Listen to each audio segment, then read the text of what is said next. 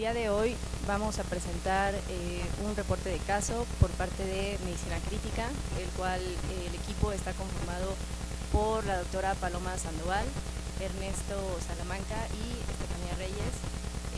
El día de hoy vamos a presentar un caso de un paciente con choque séptico que durante su estancia hospitalaria desarrolló una disfunción miocárdica asociada a sepsis. Esto es de importancia clínica, ya que se está haciendo mayor énfasis en el diagnóstico de la miocardiopatía en los pacientes críticos. Entonces, el día de hoy es importante mencionar que tenemos que tomar en cuenta la evaluación tanto clínica, la evaluación ecográfica y la correlación clínica para nosotros integrar el diagnóstico de disfunción miocárdica. El día de hoy vamos a empezar con el reporte de caso del paciente y posterior vamos a tener revisión clínica de dos artículos en los cuales se va a hacer el desarrollo del tema para ver la correlación de lo que pasó con el paciente y los artículos que nos dice la bibliografía. Se trata de un paciente masculino de 51 años de edad, el cual es originario de la Ciudad de México, Estado civil casado, escolaridad bachillerato, ocupación empleado, y cuenta con esquema de vacunación tanto para COVID y resto negado. Aquí, dentro de los antecedentes de importancia del paciente, el paciente no tiene ninguna enfermedad crónico-degenerativa, sin embargo cuenta con antecedentes quirúrgicos de relevancia para el padecimiento actual. El paciente cuenta con antecedente de una pancreatitis post-sepre el día 14 de julio, pero había tenido previamente antecedentes quirúrgicos de una colecistectomía laparoscópica parcial con una CEPRE en la cual se realizó colocación de prótesis biliar el día 5 de junio del 2025. Posteriormente se realizó una laparoscopia diagnóstica el día 28/06 del 25. Entonces aquí, si se dan cuenta, estos antecedentes quirúrgicos son de relevancia para lo que vamos a mencionar posteriormente. Cuenta también con antecedente de transfusiones el día 14 de julio sin efectos secundarios. En cuanto al resto de los antecedentes, están interrogados y negados. Ahora bien, dentro del padecimiento actual del paciente, el paciente inició el día 8 de julio del 2025 con dolor abdominal localizado en hipocondrio derecho. Este era tipo cólico de intensidad inicial 6 de 10, persistente, el cual no mejoraba con analgesia que se automedicó el paciente, pero también tenía síntomas acompañantes como fiebre mayores a 38.3 grados y además malestar general, astenia, adinomia.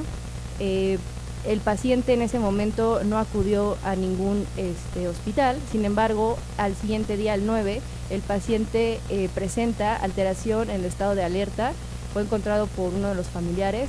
Esa fue la razón por la que acudió al área de urgencias. En el área de urgencias, cuando el paciente ingresa, presenta hipotensión con una presión arterial media de 53, presenta taquicardia con una frecuencia cardíaca de 160, presenta fiebre con una temperatura de 39,9 y una saturación de oxígeno que en ese momento estaba en 91%.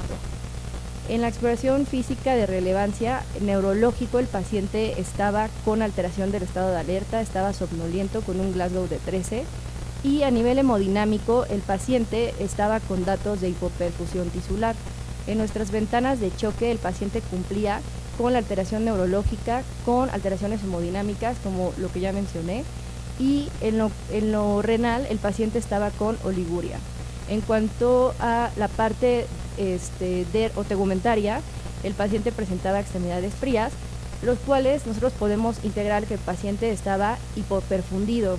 En la exploración física de urgencias no reportan el Motley score, entonces no contamos con ese dato. Ahora bien, dentro del abordaje inicial, el paciente estaba chocado, evidentemente, se pasó al área de choque como tal, en el cual se realizaron estudios complementarios como laboratorios iniciales y, por supuesto, un electrocardiograma. En el laboratorio inicial, el paciente estaba con una hemoglobina de 12, una leucocitosis de 13.000, con neutrofilia de 84%, así como linfos de 1.8, linfopenia evidente, y estaba con alteración en la función renal con una creatinina de 2.1. También, como podemos ver, tenía alteración de las pruebas de función hepática, en los cuales podemos ver que el paciente presenta un patrón colestásico con una bilirrubina total de 4 de predominio directo. Asimismo, por ende, con elevación de AST y ALT, así como fosfatasa alcalina. En la gasometría, tanto arterial como venosa, podemos valorar en cuanto a la hemodinamia que tenía una saturación venosa de 78.3% y un lactato inicial que se encontraba en 6. Aparte de los diagnósticos que se integran, bueno, ahorita los vamos a mencionar, tomamos una radiografía en la cual no tenía ninguna alteración, si ustedes pueden ver ahí, porque nosotros también tenemos que valorar si el paciente inicialmente tiene datos de sobrecarga hídrica o no, que es algo de lo que nos importa mucho en los pacientes con inestabilidad hemodinámica. Dentro de las escalas pronósticas que nosotros tomamos en cuenta, que son importantes, está el SOFA. El SOFA inicial del paciente nos dio de 9 puntos, que representa una mortalidad mayor a 33.3%, con un Apache de 24 puntos, un SAPS-2 de 46 puntos y un Nutric Score de 5. Entonces, si se pueden ver, el paciente tenía datos de un choque, y ahí viene lo importante de diferenciar qué tipo de choque.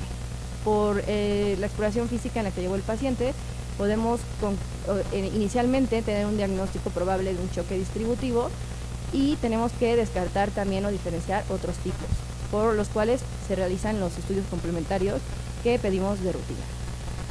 Ahora bien, el electrocardiograma inicial del paciente, como ustedes pueden ver, ¿hay algún residente de alguna especialidad que quiera interpretar el electrocardiograma o continuamos? O solamente que digan algo relevante que vean en el electrocardiograma. Sí tiene extracitores ventriculares. ¿Alguien más que quiera participar en algo? ¿O algo que vean alterado aparte de la extrasístole ventricular?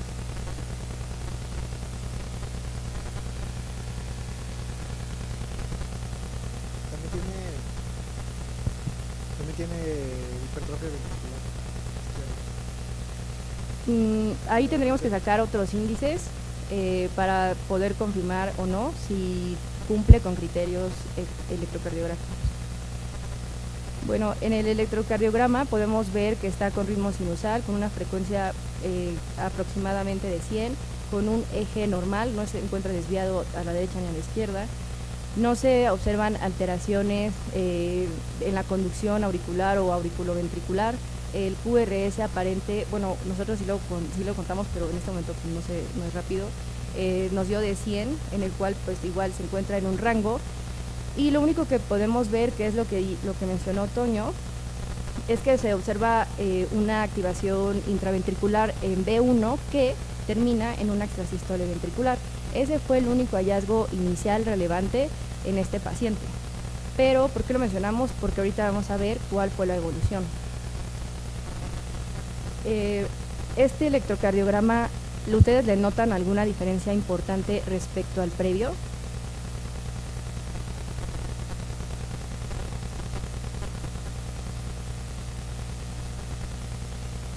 ¿Alguien que quiera participar de medicina interna o anestesio? O los internos, si alguien sabe o ve alguna diferencia. Exacto. Tiene una elevación del ST en B1 y B2, como menciona. Y Toño iba a decir lo mismo. Sí. Entonces, aquí, si ustedes se dan cuenta, tenemos una elevación significativa de B1 y B2, en el cual podemos sospechar de que el paciente está cursando con un síndrome coronario agudo. Entonces, aparte de eso que mencionaron, tiene, si ustedes ven, tiene en B3, B4, B5 ondas T que podrían llamarse acuminadas o picudas con una base ancha. Entonces aquí nosotros estamos en un paciente que presenta datos de choque séptico, pero durante su evolución presenta cambios electrocardiográficos, y también cabe mencionar que durante el rastreo que nosotros hicimos inicialmente del paciente en urgencias, tenía cambios dinámicos en la ecocardiografía. Nosotros tomamos el rastreo y tenía el paciente inicialmente un ITB de 17, tenía una cava de 1.7 con una colapsabilidad de menor a 17%, y pudimos ver disminución de la contractilidad cardíaca, y por eso fue necesario posteriormente realizarle al paciente un ecocardiograma formal y otros estudios complementarios que ahorita vamos a ver, pero sin dejar al lado que el paciente contaba con un foco infeccioso probablemente abdominal, secundario a los antecedentes quirúrgicos que mencionamos. Esto lo digo para no perdernos en el caso clínico, porque es un caso muy interesante y por eso estamos aquí presentándonos. Ahora bien, durante su evolución, el paciente, como vieron, tuvo elevación del ST, cambios en el electrocardiograma. Entonces, aunque tuvo el dolor abdominal que no fue típico como tal, nosotros no podemos excluir un diagnóstico de síndrome coronario agudo, por lo cual se realizó la troponina, en la cual inicialmente el paciente tenía una troponina de 11, y cuando hace los cambios electrocardiográficos, el paciente cuenta con 3.408 de troponina. Eso también con elevación de CPK, CPK-MB y la relación CPK-MB-CPK también alterada. Entonces, aquí también nosotros tomamos el ProBNP, y como pueden ver también hay un pico en el mismo pico de elevación de la troponina, en el cual el paciente presentaba 6.098. Lo que está más adelante de la elevación pues fue parte de la evolución del paciente. Ahorita solo lo pusimos para que ustedes vean cómo fue la evolución y por qué lo estamos poniendo en esta parte inicial. Dentro de los paraclínicos, esto también fue una línea de tiempo en la cual el paciente, como si recuerdan, ingresó con nosotros el día 9, que fue el que llegó al área de urgencias, posteriormente pasó al área de terapia, en el cual el paciente ingresó con lactato de 6, fue descendiendo el lactato, si se dan cuenta, con 4.7, y posteriormente el último lactato fue de 0.8. Entonces aquí es importante el lactato, pero también la saturación venosa central, que inicialmente estaba en 78.3%, y en los consiguientes estaba la saturación venosa también elevada, lo cual nos habla de un estado hiperdinámico, y posteriormente hay un descenso de la saturación venosa. Otra cosa importante fue los marcadores de inflamación que tomamos, en los cuales el paciente tenía una inflamación severa, con una PCR de 166 inicial, con una procalcitonina de 22.7, que nos habla de un proceso bacteriano, y con un interleucina 6 de 112.600, cuando el valor normal es menor o igual a 5. Entonces, ahorita vamos a ver los cambios en el ecocardiograma.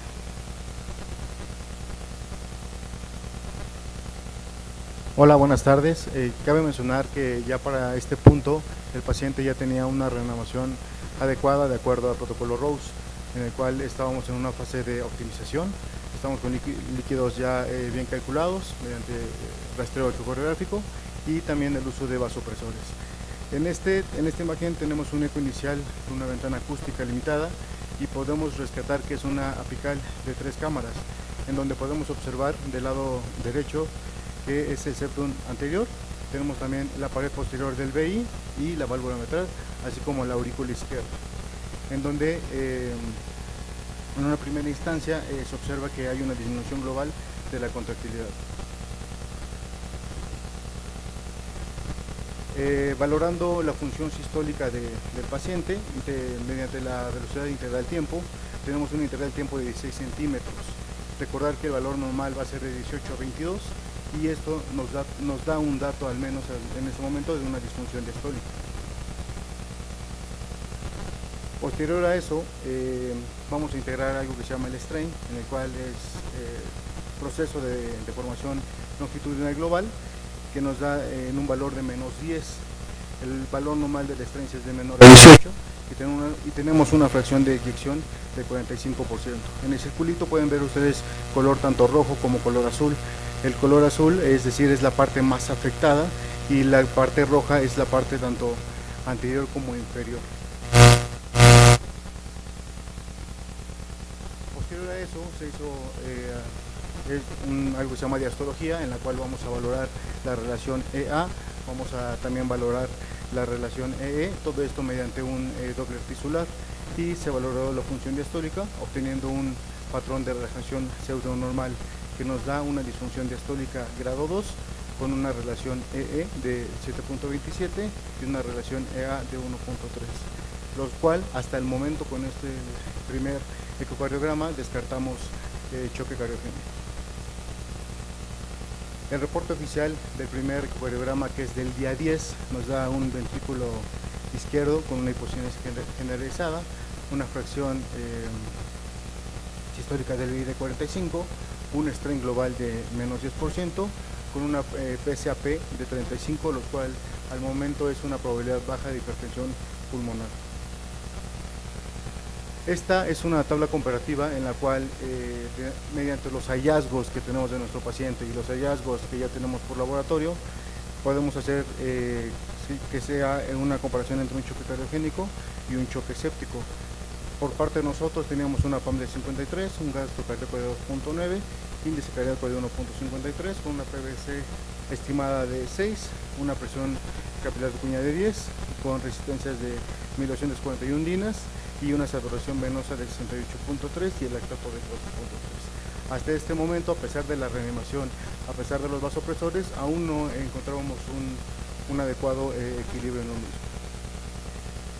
Y esto va de la mano con lo que se fue haciendo, que fue reanimación hídrica con soluciones isotónicas, con pruebas de respuesta a volumen clínicas y coreográficas. Se ocuparon vasopresores tipo norepinefrina y vasopresina, las cuales llegamos a dosis supraóptimas, así como inotrópicos como levosimendan, a dosis de 1.1 a 0.2 microgramos kilogramo minuto. Puntas de alto flujo con flujo de 40 y frío para mantener una saturación arriba del 90%. Iniciamos con la utilización de carbapenémicos, como va a ser meropenem, así como de otros medicamentos auxiliares en el mismo. Posterior a la terapéutica, a la realización del primer ecocardiograma, vamos a un segundo eco, en el cual este es un ecocardiograma transtorácico en una vista apical 4 cámaras, donde podemos ver que ya se aprecia una mejor contractilidad global. También se valoró la función sistólica con la mejoría global, en el cual ya vamos a tener una FEBI del 58% con un strain global de menos 15. El primero era de menos 10 con una FEBI del 45, y en este momento ya teníamos una strain de menos 15 con una FEBI del 58%. El reporte oficial del ECO del 19 nos reporta un ventrículo izquierdo con una hipoxinesia generalizada aún, función sistólica del ventrículo izquierdo del 58%, el strain global de menos 15 con una PSAP de 35. Y esta es la imagen comparativa, si pueden ver del lado derecho es el primer en 3 cámaras en el cual se aprecia la hipocinesia. Ya del lado izquierdo tenemos, mediante la reanimación, mediante el uso de vasopresores inotrópicos, ya se ve una mejor contractilidad.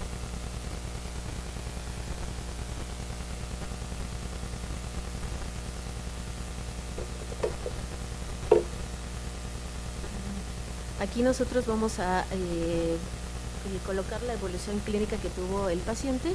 A forma de resumen, nosotros podemos observar el ingreso a urgencias, que fue el día 9 de julio del 2025, en donde se tomaron los laboratorios y estudios de gabinete correspondientes que se han mostrado anteriormente. A su vez, con este paciente lo que tuvimos fue un abordaje por imagen, un ataque de abdomen, en donde nos reportaban edema periportal y endoprostosis de colédoco en adecuada situación.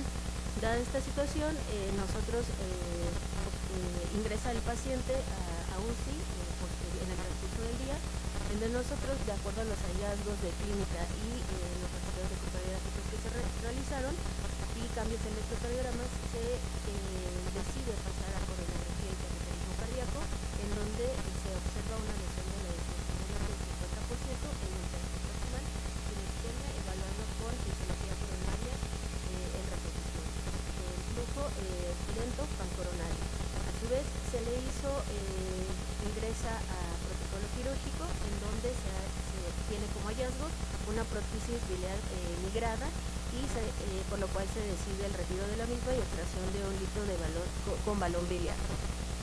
Posteriormente se realiza una tomografía el día 14, un ataque de abdomen como seguimiento, en la cual reporta neumobilia, líquido periesplénico y diverticulitis aguda. Posteriormente se le da seguimiento de acuerdo a los hallazgos por tomografía, sin embargo también se le da seguimiento a nivel por parte de cardiología, precisamente por las alteraciones que tuvo. De nosotros egresa el día 16 y se mantiene en terapia intermedia, en donde el día 19 se realiza un ecocardiograma de control, que fue el que se mostró previamente, en donde se ven las diferencias a comparar desde el primero que se realizó hasta el día que previo a su egreso, egresando a domicilio el día 21. Es importante que nosotros consideremos la periodicidad que tuvo el paciente desde su ingreso e inicio del cuadro clínico, que fue el día 8, hasta incluso el día en donde el ecocardiograma mostraba las diferencias que presentaba. Por este motivo, nosotros vamos a comparar y sobre todo a justificar el abordaje que se le realizó y las conclusiones diagnósticas que nosotros tuvimos para nuestro paciente como tal. El artículo que se les envió fue el de cardiomiopatía séptica de George Sanquintinos. El doctor George Sanquintinos es un cardiólogo intensivista de Grecia con amplia trayectoria en investigación de insuficiencia cardíaca, ventilación mecánica, arritmias y choque séptico. Su trabajo es realmente especializado en pacientes críticos con COVID, SEDRA y disfunción miocárdica asociada a sepsis como tal. Es adscrito al tercer departamento de cardiología del Hospital de Enfermedades Torácicas de Sotiria y que está en la Facultad de Medicina de la Universidad Nacional Iker Kepodistriaca de Atenas. Sus áreas de investigación es medicina crítica y cardiología, así como arritmias cardíacas, ventilación, choque séptico y disfunción miocárdica. Si bien este artículo fue publicado en el Journal of Clinical Medicine en el año de 2025, este es un tipo de artículo de revisión y un factor impacto de 3.8, lo cual nos puede dar un poquito de contradictoria de acuerdo al abordaje y historial que nosotros vamos a abordar. Sin embargo, recientemente, esta semana se ha publicado un artículo en donde nosotros vamos a catalogar precisamente el modo en cómo vamos a comparar las discordias que hay en base a definiciones, manejos y criterios. La cardiomiopatía séptica inducida, que es este artículo de la SC publicado por Nadia Asiov, en donde la doctora Nadia Asiov es profesora e investigadora en el Hospital Georges Pompidou de la Universidad de París, Francia, en el servicio de cardiología y cuidados intensivos, con áreas de especialidades en choque cardiogénico, falla cardíaca aguda, soporte circulatorio mecánico, embolia pulmonar y sepsis e insuficiencia cardiovascular asociada al mismo proceso séptico. Ha tenido múltiples publicaciones, se han registrado incluso indexadas alrededor de 200, por lo cual este artículo nos muestra un factor de impacto de 35.6, lo cual nos da mayor hincapié a darle una comparación de acuerdo al artículo inicial y comparado con esta publicación que ha sido reciente. Ahora nos vamos a ir enfocando en términos de definición, recordando que sepsis lo vamos a abordar como una condición potencialmente mortal causada por una disfunción orgánica debido a una respuesta desregulada del huésped ante una infección. La disfunción orgánica se va a evaluar clínicamente con un incremento de más de 2 puntos de acuerdo al puntaje SOFA, lo cual se asocia con una mortalidad hospitalaria superior al 10%. el cual estos dos definiciones son basadas en los artículos y publicaciones de The New England Journal of Medicine, y en el cual también vamos a definir choque séptico como un subconjunto de sepsis en el que existen anomalías circulatorias, celulares y metabólicas graves, asociadas con mortalidad significativamente elevada, y por lo cual requieren una necesidad de uso de vasopresor para mantener una tensión arterial media mayor de 65 y una lactemia entre 2 milimoles por litro, sin hipovolemia evidente. Entrando en comparación, de acuerdo a los dos artículos que se mencionaron previamente, nosotros vamos a definir disfunción miocárdica inducida por sepsis, que va a ser caracterizada por una afección aguda irreversible, no causada por una enfermedad arteria coronaria que suele resolverse en pocos días. Este artículo menciona que la resolución puede ser entre un periodo de 7 a 10 días y que puede cursar con una disfunción sistólica y o diastólica monoventricular o biventricular con una ligera dilatación del ventrículo izquierdo sin respuesta a líquidos o catecolaminas. Sin embargo, el artículo de la SS nos habla que disfunción va a ser cualquier tipo de disfunción miocárdica transitoria secundaria a un proceso séptico de presentación clínica variable, con función sistólica como diastólica de uno o ambos ventrículos, que pueden alterarse con un grado de severidad predecible. Si nosotros ponemos en contexto las dos definiciones, pues vemos que hay una diferencia de periodicidad, y sobre todo que en el de la ESS, que es el más reciente, los dos son del mismo año, pero este es el más reciente, nos habla que es una clínica variable. Es decir, es un proceso séptico, pero la clínica puede ser diferente en cada aspecto. Por esto mismo, la epidemiología, de acuerdo a conocer las definiciones previamente mencionadas, nos habla que la incidencia incluso reportada de los pacientes que están cursando con sepsis es hasta un 10 o 70%, con variabilidad de acuerdo a los criterios diagnósticos. Asociado incluso, esto se ve que la mortalidad se puede elevar hasta 3 veces de acuerdo al punto de corte, y que puede llegar hasta ser un 90% de la mortalidad de los pacientes. He aquí la importancia de la evaluación clínica y sobre todo el seguimiento que se les da a los pacientes. Los factores de riesgo que ambos artículos comparten es la edad avanzada o edad joven, de acuerdo a los cortes que se han evaluado, y el sexo es con mayor incidencia el sexo masculino, con antecedentes de una insuficiencia cardíaca o cardiopatía, o incluso un lactato elevado y pro-BNP elevado. Contextualizando, recordemos los datos que se han dado en el abordaje del reporte clínico, para que nosotros vayamos considerando o contextualizando de acuerdo a los artículos. Hablando de fisiopatología, nosotros observamos en la imagen en donde se van a presentar diferentes disregulaciones.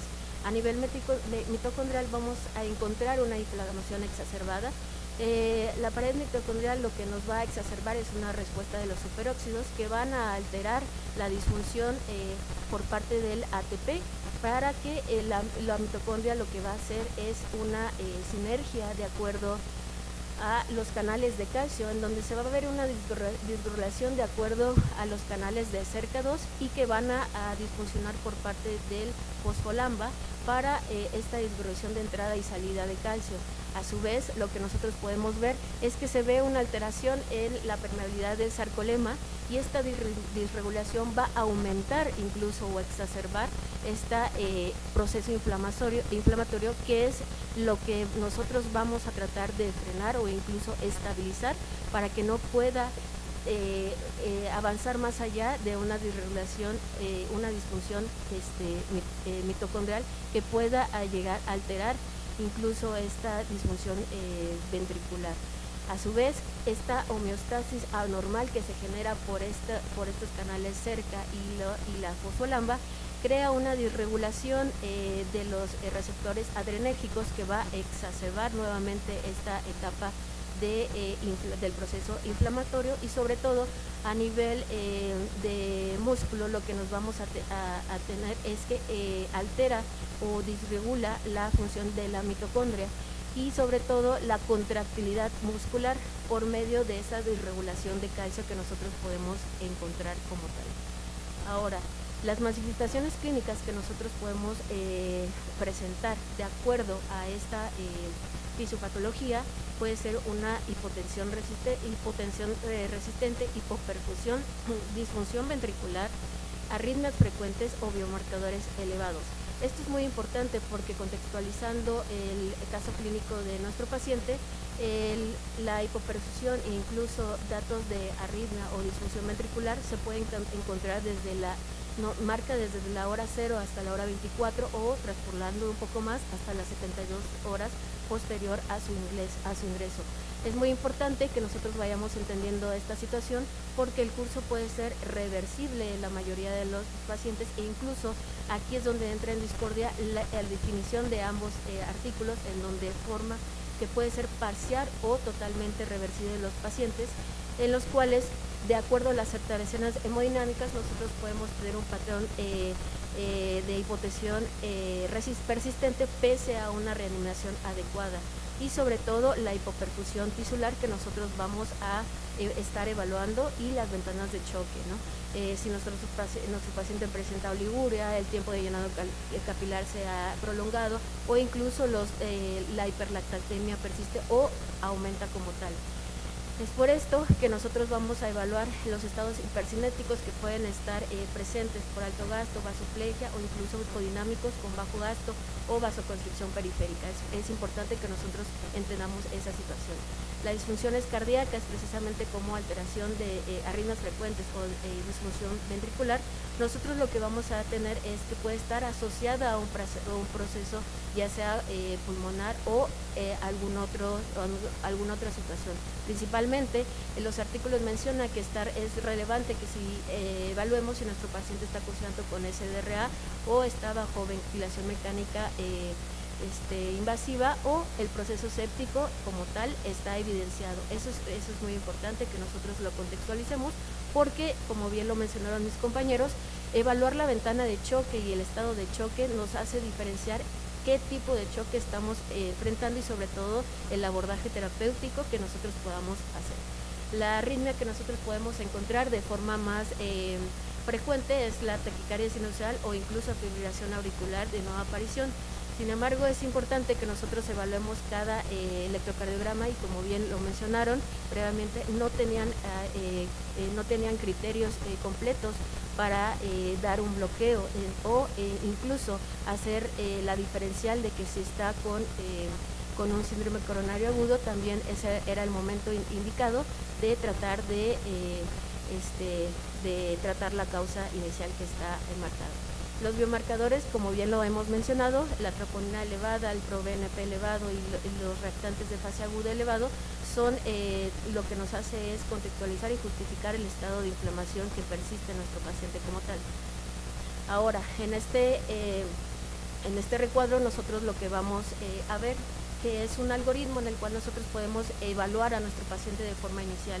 La evaluación clínica es el principal motivo por el cual nosotros vamos a dirigir nuestro diagnóstico presencial y sobre todo diferencial para evaluar a nuestro paciente.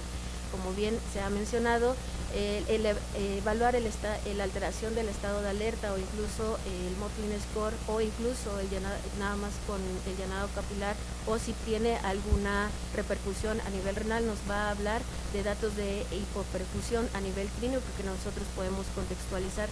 A su vez, nosotros podemos encontrar datos sugestivos de hipoxia tisular o dixosia de acuerdo a la hiperlactatemia o incluso a la saturación venosa que nosotros podemos obtener, que es lo que ya hemos evaluado anteriormente. En este punto nosotros tenemos que iniciar nuestra terapéutica una vez que nosotros consideremos evaluar nuestras ventanas de choque y sobre todo si nuestro paciente es respondedor o no a volumen.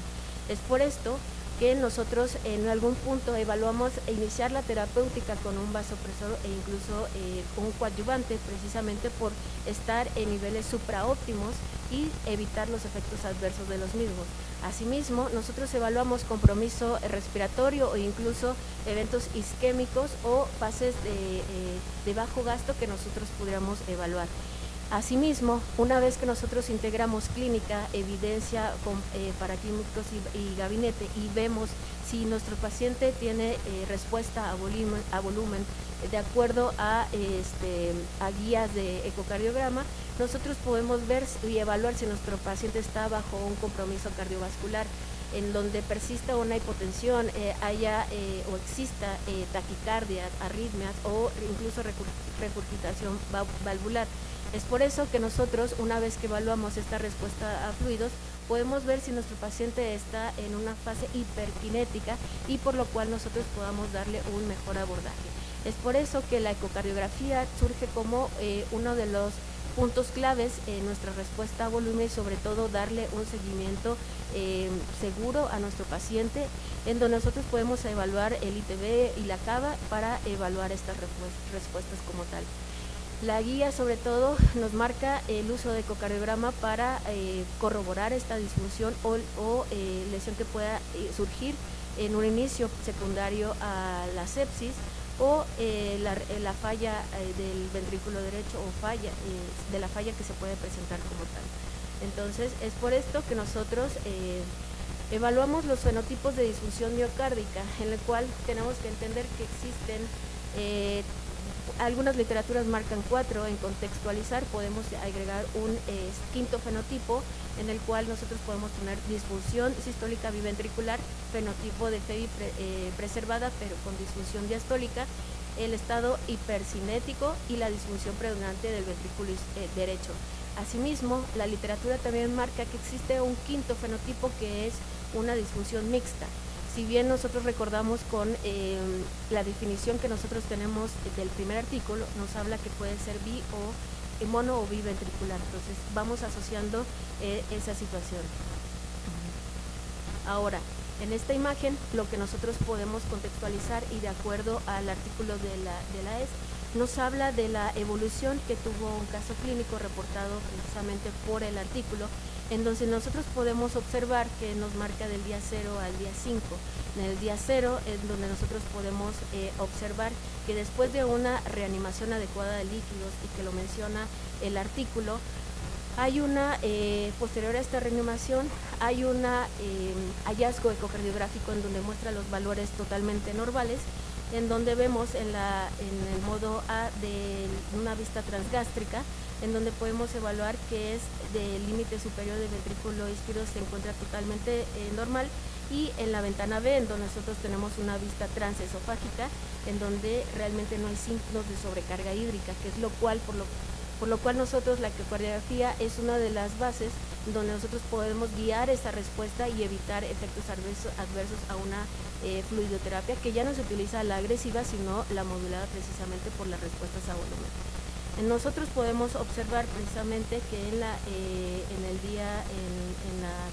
imagen C tenemos 4 cámaras en donde observamos una función sistólica del ventrículo izquierdo que está severamente deprimida y una hipocinesia global como tal.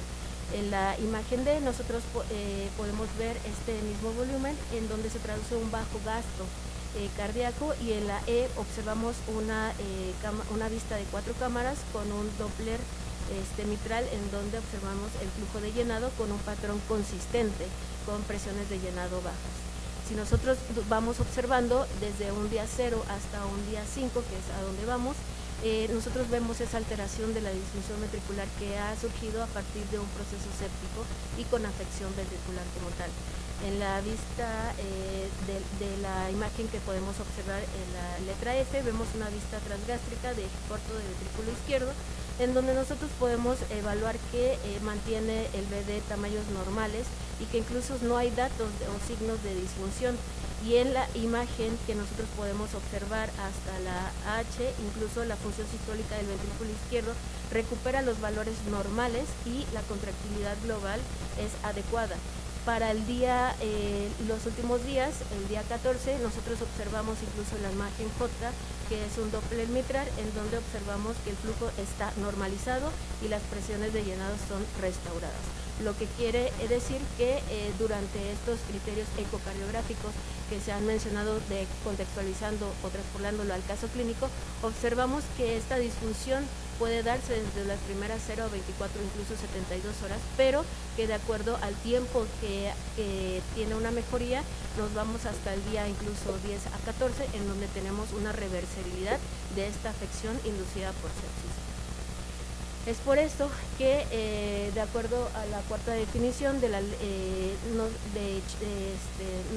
lesión miocárdica asociada a sepsis, nos habla de una troponina mayor del percentil del 99 y sin criterios de isquemia coronaria como tal. Entonces nosotros evaluamos, y si recordamos el contexto del electrocardiograma, podemos observar si tiene criterios o no para cumplir como lesión asociada a miocárdica o disfunción miocárdica, que es a lo que nosotros vamos a resaltar esta situación. Ahora, dentro de los patrones ecocardiográficos por afección ventricular, los artículos mencionan que de acuerdo a los fenotipos que nosotros podemos encontrar, resaltando los 4 principales fenotipos: disfunción sistólica del VI, diastólica, disfunción del VD y biventricular, observamos que dentro de las características de la sistólica se observa una reducción de la FEBI, dilatación ventricular con contractilidad global reducida. Esto puede ser que sea una de las características que nuestro paciente pueda cumplir, sin embargo, no siempre la afección o disfunción es sistólica, puede ser diastólica, en donde vemos que una E' puede ser baja, menos de 8 centímetros sobre segundo, o una relación E' alta, mayor de 14, con aumentos de presiones de llenado.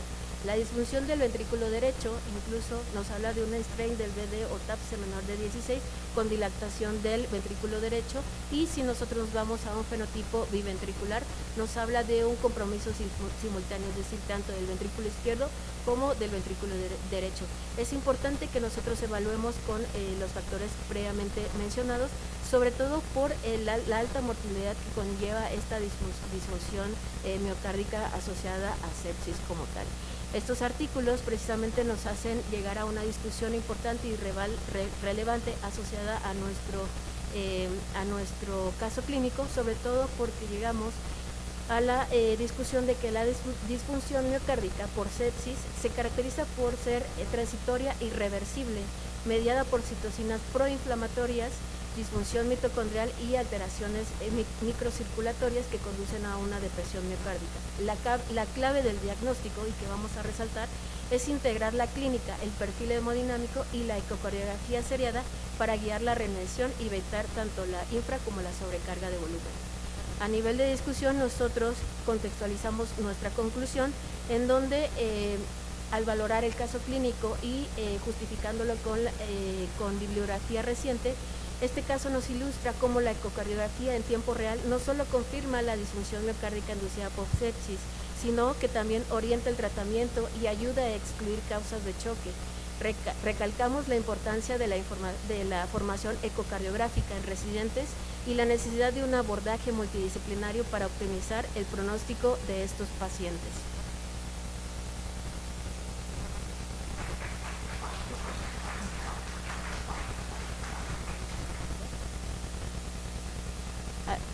¿Alguna duda que nosotros podamos aclarar?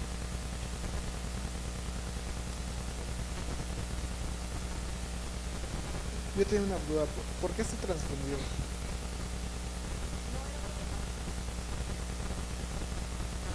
Ese era un antecedente de la cirugía previa.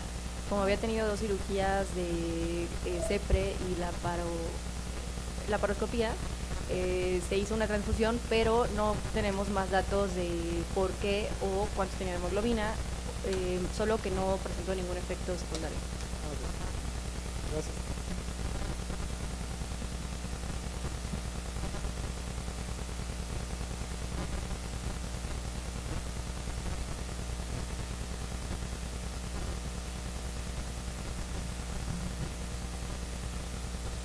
Muchas felicidades, es un caso muy interesante. Presentaron bastante bien la parte de la evolución cardíaca. Yo soy cirujano, entonces viene como esta pregunta acerca de la causa inicial de todo esto. Porque si ustedes alcanzan a percibir, presentaron muy bien cómo fueron mejorando los indicadores a medida que el paciente se encontraba en terapia intensiva y recibía de antibiótico meropenem. Inicialmente se tomó la tomografía y lo que determinaron con esta tomografía fue que no había, lo más importante, supongo, colecciones residuales y que el problema principal se originaba a partir de la vía biliar. El paciente tenía antecedente de 2 sepres, si no me equivoco, y colestetomía subtotal.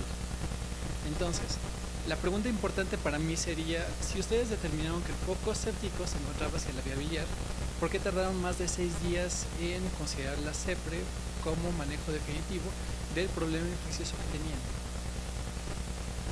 Y ahí es donde recae la lógica de que el paciente pasó a cateterismo mucho antes de resolver la causa primaria de la sepsis.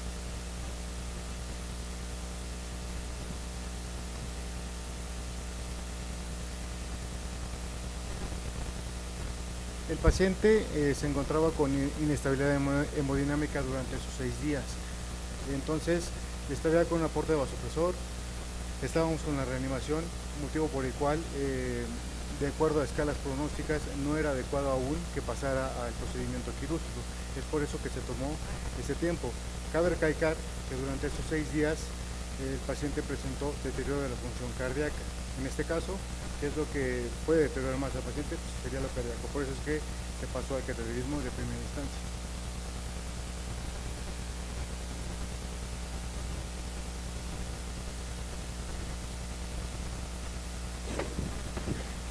Bien, respecto a la evolución cardiológica, y creo que te voy a hablar respecto a eso y también cómo se manifestó la serie de eventos en la terapia intensiva respecto a por qué se tomaron esas decisiones.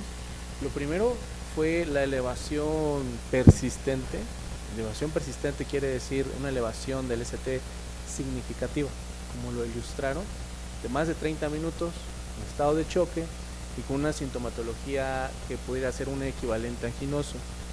Esto nos llevó a descartar sí o sí, y creo que aquí va el bemol del asunto, es que no existía de forma urgente la forma de hacer una angiotomografía coronaria, que nos hubiera servido en el contexto de que también se iba a hacer una angiotomografía de abdomen.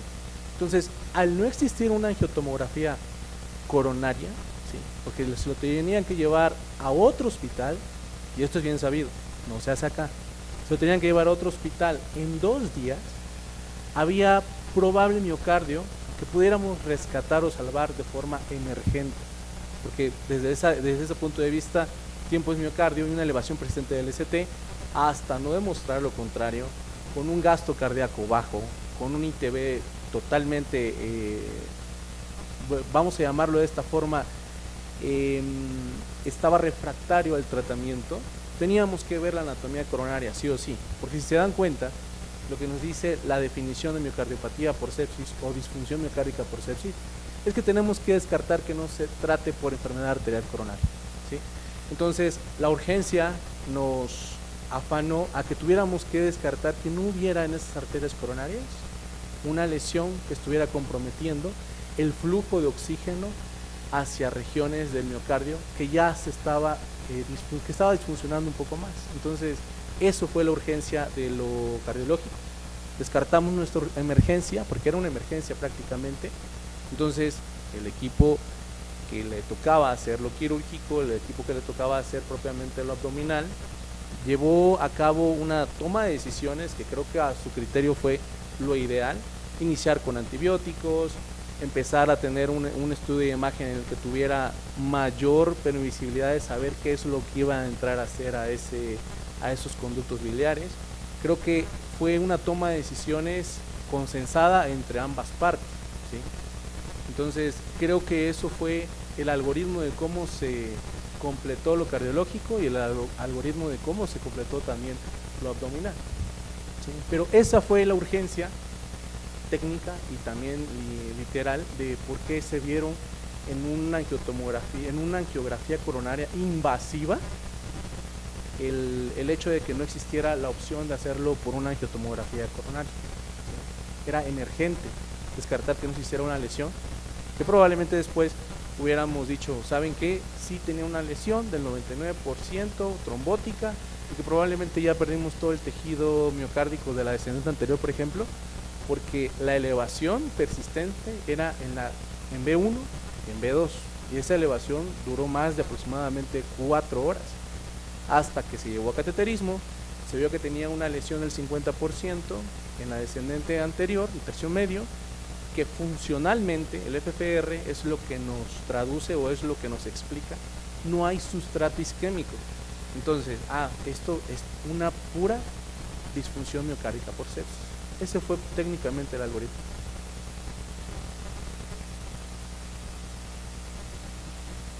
También debemos tomar en cuenta una situación. El inicio en donde nosotros abordamos al paciente fue el día 9. La CEPRE se hizo el día 11.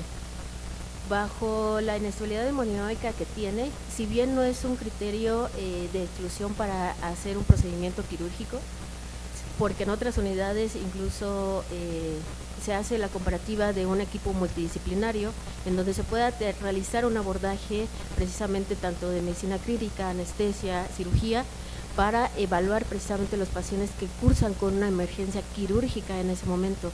Si bien se han contextualizado todos los datos que se han hablado, una situación que nosotros podemos poner como el punto del por qué no, una vez teniendo nuestra primera tomografía, que fue el día 9, hablamos de esta situación en donde, como bien lo menciona el doctor Yovari, el tiempo es miocardio. Entonces, si no hay una urgencia quirúrgica, creo que nuestra resolución primordial en ese punto era resolverlo a nivel cardiovascular. Cardiovascular, tanto que está afectando esta disfunción secundaria precisamente a un proceso séptico que nosotros evaluamos de forma por los antecedentes quirúrgicos. La elevación que tuvimos de acuerdo a los biomarcadores nos daba una incidencia de protocolizar a nuestro paciente tanto para una reanimación dirigida y sobre todo evaluar nuestras ventanas de choque. Si nuestro paciente probablemente hubiera tenido una urgencia quirúrgica en ese momento, creo que nosotros hubiéramos incluso sugerido ese equipo multidisciplinario, que es uno de los puntos que también habla este artículo, en donde no solo se maneja por una especialidad, es un subconjunto que precisamente se relaciona para darle una mejor calidad al paciente y disminuir esta mortalidad. La disfunción miocárdica inducida por sepsis nos habla que incluso en las primeras 24 horas se puede elevar hasta 90% esta mortalidad. Con esta inestabilidad que nuestro paciente tenía, era un alto porcentaje de incidencia de mortalidad si hubiera requerido un abordaje quirúrgico de emergencia. Sin embargo, afortunadamente se vieron los datos y seguimientos que se vio desde su ingreso hasta ingreso a terapia para disminuir la incidencia de mortalidad, y nosotros lo podemos contextualizar de acuerdo al egreso a domicilio del paciente con una reversibilidad de esta disfunción ventricular y seguimiento precisamente por parte del equipo de cirugía de acuerdo a los aspectos quirúrgicos que tuvo. Sin embargo, nosotros contextualizamos esto, lo que es el estado hemodinámico y repercusión cardiovascular que tuvo.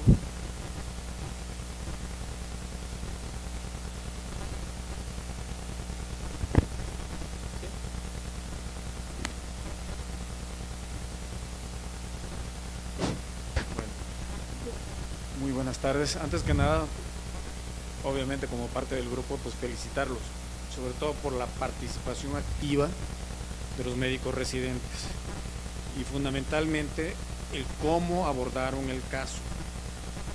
Aquí el acto protocolizado es que, pues obviamente el papel fundamental de los residentes. Doctora, felicitaciones.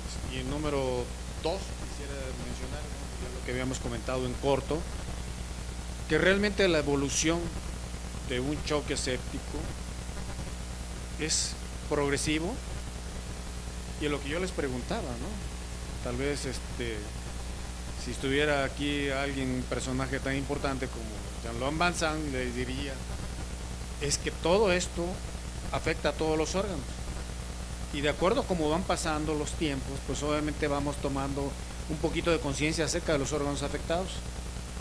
El primer órgano afectado que nosotros veíamos pues era el pulmón. Hasta la actualidad pues obviamente no tenemos ninguna solución con los miles de procedimientos para síndrome respiratorio, reumatía, reclutamiento, etcétera, etcétera, etcétera. Todavía no lo resolvemos. el choque hemorrágico, el choque hipovolémico, todavía estamos con el campaña sobreviviendo a la sepsis y no llegamos a un punto clave.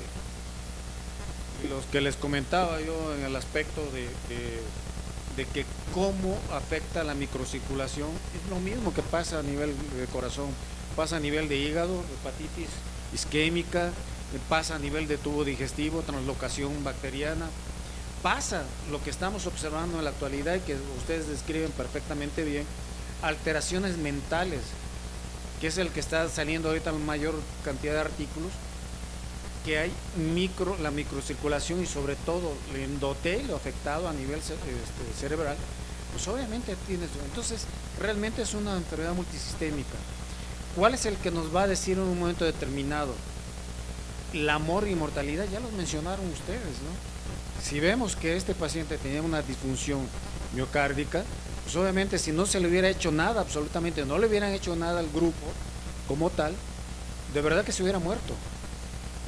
Sí, el fallecimiento es por arriba del 80%, si no me quedo mal corto las palabras, ¿no? Entonces, ¿cuál fue el objetivo que tuvieron de presentar? Yo quisiera que alguien de los tres me lo respondiera. Y número 2, ¿qué enseñanzas, que es lo que nos interesa, e innovadores son ustedes para presentar este caso y para que toda la concurrencia tengamos, y si tenemos la posibilidad de incidir en una publicación, pues sería maravilloso. Esto, felicidades Paloma, Ernesto y Stephanie por sobre todo la inquietud y de lo que se está haciendo en la terapia intensiva.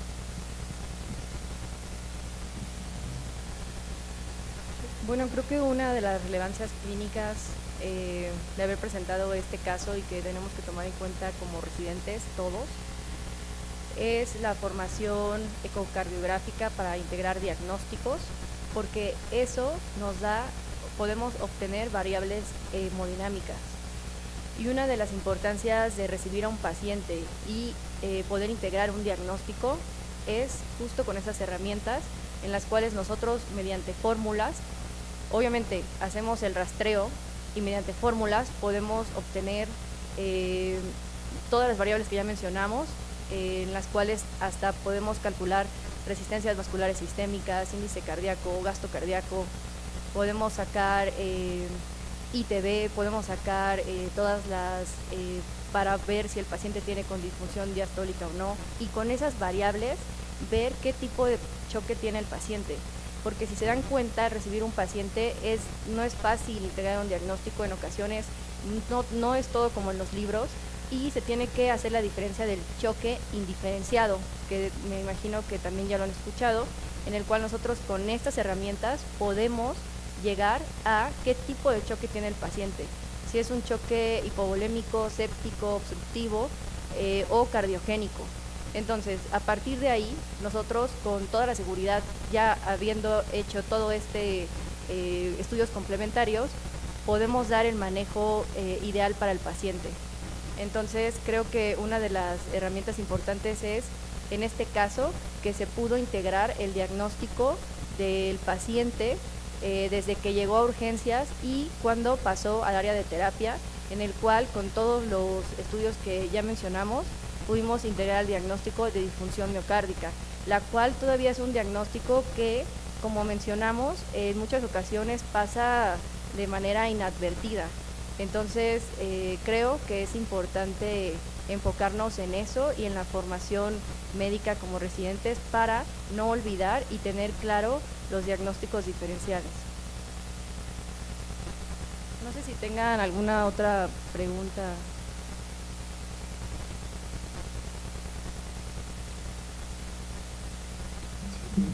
Me quedo pensando en que estamos acostumbrados a resolver el problema de base de este tipo de pacientes, y el problema de base de este paciente es la sepsis.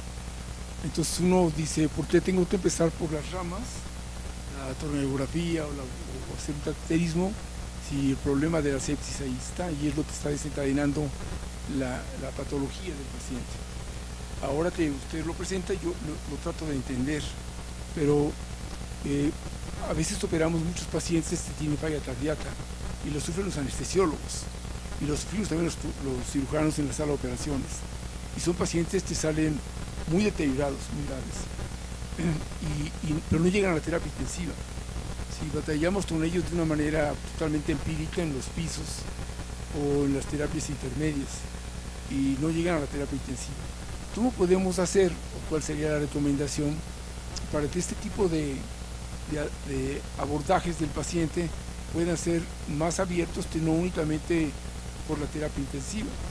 Porque valdría la pena que esto se pudiera hacer los diagnósticos de disfunción cardíaca en urgencias y que nos den un approach que nos permita tener mucho más seguridad y certeza en el éxito de lo que vamos a hacer los cirujanos y los anestesiólogos en un momento dado. Es un buen punto que podemos nosotros abordar. Incluso es una de las partes de nuestras conclusiones que hacemos hincapié. El uso del ecocardiograma a pie de cama es una, yo creo que de las herramientas que debe de partir no solo por terapia crítica, tan sencillo como el servicio de urgencias, medicina interna, anestesio. Creo que debemos tener esa formación que hoy en día este uso nos puede solucionar muchas situaciones. Ahora, contextualizando en pacientes precisamente con falla cardíaca o algún antecedente cardiovascular, los factores pronósticos hacen que precisamente esos artículos le den mayor realce a darle seguimiento a los pacientes. Si bien no siempre se contextualiza o llegan a un estado, una fase de choque, nosotros siempre tenemos dos situaciones o dos vertientes. Si nosotros recordamos precisamente la ponencia de los PICS, nos habla de un proceso inflamatorio que es multidisciplinario y que incluso no es de un solo órgano, engloba varios órganos que nosotros tenemos una respuesta metabólica asociada al trauma, en donde una simple cirugía los puede elevar, pero con un seguimiento adecuado podemos evaluar si tuvo una repercusión o no. Pero es muy importante nuestra conclusión de que a nosotros se nos dé esa capacitación o sobre todo formación basada en el uso de un ultrasonido, tan sencillo como es un ultrasonido simple, a manejar los diferentes transductores y sobre todo porque lo tenemos a la mano. Entonces creo que a partir de ahí nosotros podemos evaluar a los pacientes como incluso parte de una BPO, este rastreo inicial. Si bien no somos expertos, sí nos abre una idea de hacia dónde vamos, qué tiene, y hacerlo diario nos va a dar esa capacidad que nosotros vamos a desarrollar posteriormente. Los rastreos, y solo nada más para comentar, en la terapia los podemos hacer varias veces al día en un paciente, en otro paciente, y nosotros lo que estamos viendo es agarrar precisamente esta habilidad que incluso nadie te la enseña, o sea, te dan las bases, te dan la formación, pero si uno tiene el dispositivo a la mano, creo que nos da un plus para nosotros saber guiar esta respuesta y sobre todo evaluarla sin que tengas como que alguien te diga, tener esa iniciativa una vez que tú tienes esta herramienta a la mano. Entonces creo que esa conclusión es a la que nosotros le damos mayor realce, sobre todo en estos pacientes, que no tengan que llegar a la terapia crítica en un estado de choque porque se le dio una valoración inicial y un seguimiento oportuno. Parte de la mortalidad es esto, 0 a 72 horas en un paciente reduce hasta una mortalidad del 30 a 20% de la basal, que incluso puede llegar hasta más del 80-90% de esta mortalidad.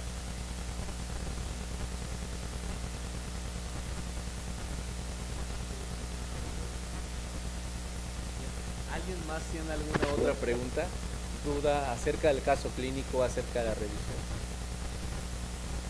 Bien, yo creo que únicamente hay que recapitular todas las opiniones que hubo en este momento, y creo que todas son válidas, creo que todas van y se dirigen exactamente al mismo sitio. Tomarlo en cuenta, la sepsis es la mayor causa de mortalidad en las terapias intensivas. Y en la unidad coronaria es la segunda morbimortalidad más conocida hoy en día, que puede generar complicaciones cardiovasculares a corto plazo. Entonces, Si ustedes ya le ponen la estadística del 80% de la mortalidad de sepsis, imaginen aquel paciente que ya tiene una disfunción miocárdica previa, que tiene una fiebre disminuida, que tiene enfermedad arterial coronaria, ¿sí? Todo eso creo que apunta a que tengamos las herramientas, y esto parte, lo está diciendo muy bien Paloma en este momento, pero la ecocardiografía no es más que el sexto paso en la exploración física, ¿sí? Nosotros tenemos nuestras ventanas que podemos examinarlas en un paciente en piso, ¿sí? Una ventana neurológica, una ventana nefrológica, ¿sí? Ver que el paciente esté bien perfundido es, creo que, el inicio de cualquier proceso clínico para que podamos visualizar si nuestro paciente tiene una disfunción o no, porque no a todos los pacientes vamos a estarle haciendo ultrasonografía. Tenemos que evaluar nuestras ventanas clínicas de inicio y evaluar si con eso nuestro paciente se va a beneficiar de ecocardiografía, no solamente de ecocardiografía, ultrasonido pulmonar, un ultrasonido también para evaluar congestión, porque creo que de eso va a depender el pronóstico del paciente, ¿sí? Creo que todo eso apuntala a eso, evaluar en tu clínica, evaluar si vas a utilizar tu sexta herramienta de la exploración física para disminuir la incidencia, el pronóstico ominoso que tiene la sepsis, y sobre todo cuando ya ha afectado a otro tipo de órgano, como el corazón. Esto es disfunción miocárdica por sepsis. Hay que tenerlo en cuenta, ¿vale?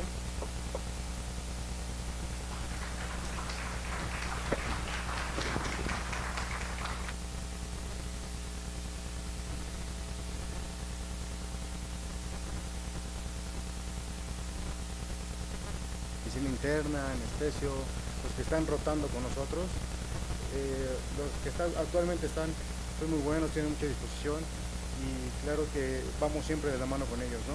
Para hacer ultrasonido, creo que también si en algún punto de cirugía va a rotar con nosotros sería también excelente. ¿Por qué? Porque podemos ver respuesta a fluidos. Y claro que hay cosas que ellos van a decir no me interesan, se entiende, pero hay otras cosas que por ultrasonido en verdad, estando en piso, les va a ayudar muchísimo.